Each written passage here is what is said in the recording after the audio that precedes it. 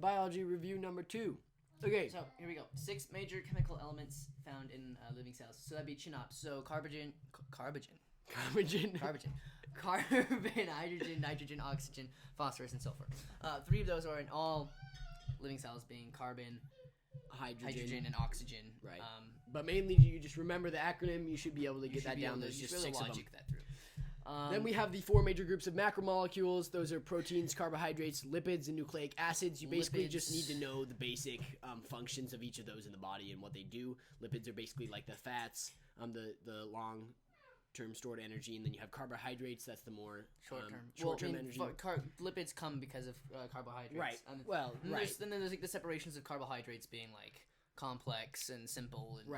And then you have proteins, which basically build up everything in your that's what's created from body. DNA, and so that's and then nucleic acids is basically DNA, RNA. Okay, and so then we have the properties of water. So we have adhesion and cohesion. So adhesion cells attracted to not cells. Not cells. The substance. The substance attracted to itself, and then cohesion. No, cohesion is attracted to itself. Yes, cohesion is attracted to itself. Adhesion's the substance attracted to other things. That helps with capillary action. Water being able to move partially up a tube due to like the combination of cohesion and adhesion, which helps with like water stems of plants and blood going from your legs back up to your heart and things like that. And that then really helps because of also cohesion, it being attracted to itself, you have surface tension. And then from water is actually also another property of it is universal solvent. Due to the polarity of that, so just lots of things can dissolve with because of polarity. The water polarity from the water has, it can dissolve a lot of stuff, and then the polarity also helps with the cohesion, adhesion. That's all connected. Really, it's kind of like this interconnected. Yeah, it just helps with it. And then water can also absorb and retain heat, which is important to help organisms stay and have like healthy homeostasis and body temperatures and things like that. Right. So homeostasis being like the balance of temperature of temperatures, and it's just the organism wanting to stay like balanced. Perfect and balanced. Yeah, basically. Yeah. And then there's also enzymes within cells, which acts like a catalyst. It helps chemical reactions go faster. It helps.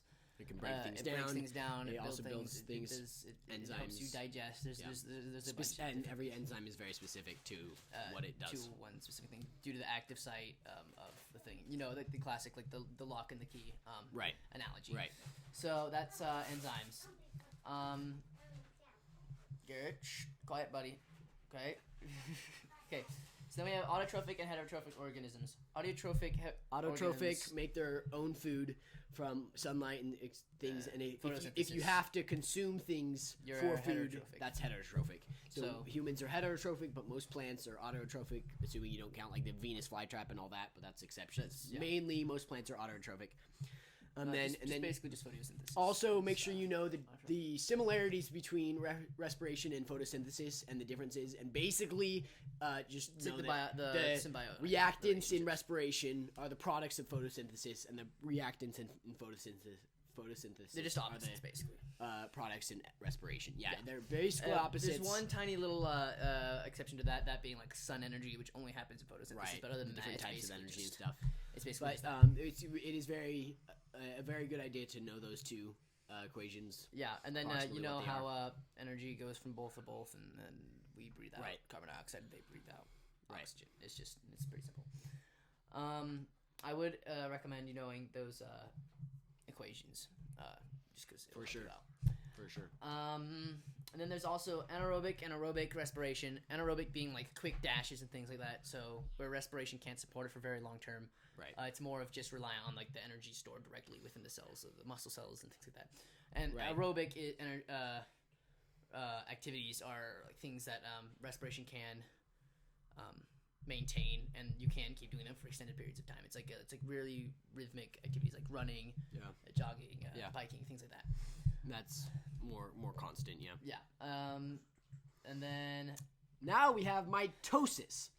Now, let's get this straight right now. There's a difference between mitosis and meiosis. Meiosis is sex cells. That's specifically for reproduction, the forming of gametes.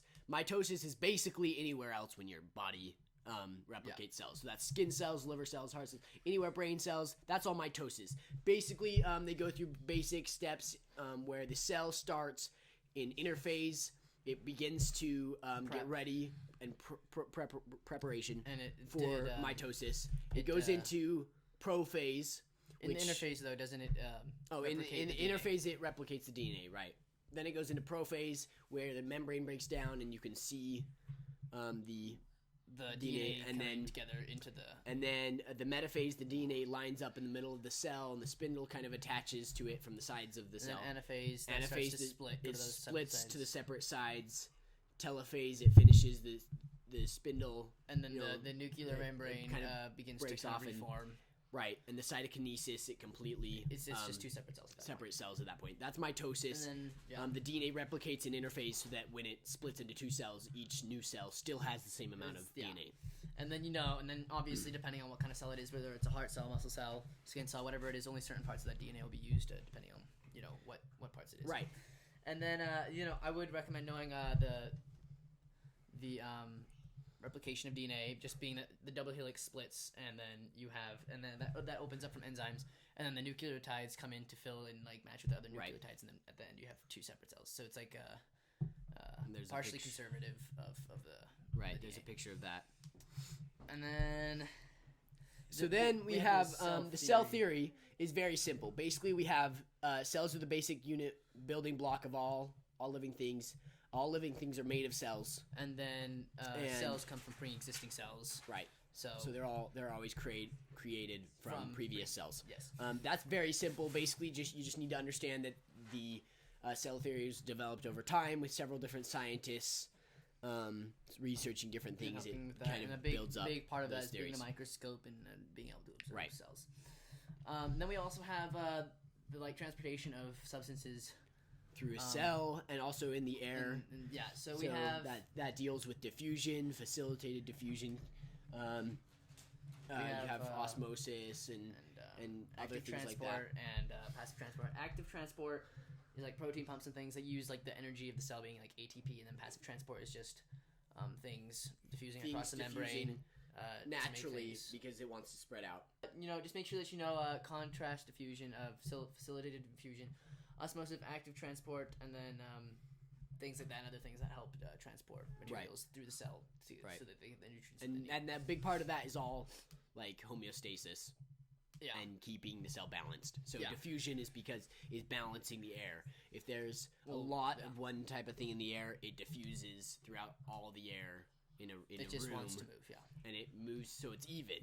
So it's balanced. Yeah, and then unless the cell needs a specific thing, at which point where it uses active transport and things like that to like move things, and that requires ATP and things and energy to do that. Active transport. So then we also have organelles in the cells and the functions of cells. So obviously the function of cell depends on like what kind of cell it is, whether it's a heart cell or a neuron or stomach cell, whatever it is. That depends on the cell.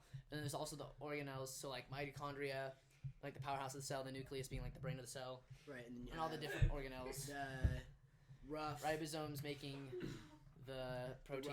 The rough endoplasmic reticulum and the small endoplasmic reticulum. Yeah. So just make sure you know the differences between all of those. So take each of those organelles, and most of them are if you see it on a paper, like you'd know what it was. Yeah.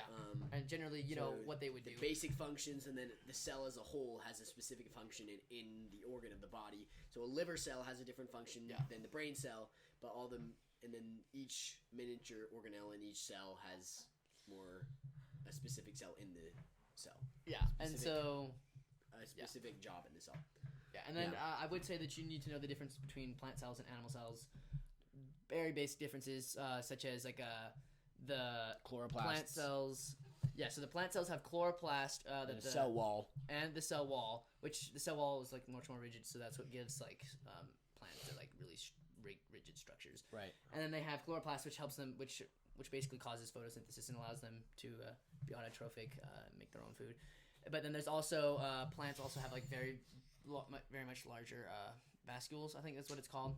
Yeah, and that's like where like things are stored, and like animal cells do have this, but they're much smaller, and plant cells they're like a much larger part of the cell. So that's about it. Yep. Just make sure you understand most of that material. Yeah, sorry we can't go over all the individual like organelles and things. We'd be here forever, and I think that you guys know what it is that you guys need to work on an individual basis. So this is just the general stuff that you need to know. Yep. Okay. So come back for our third review, and yep. Cool.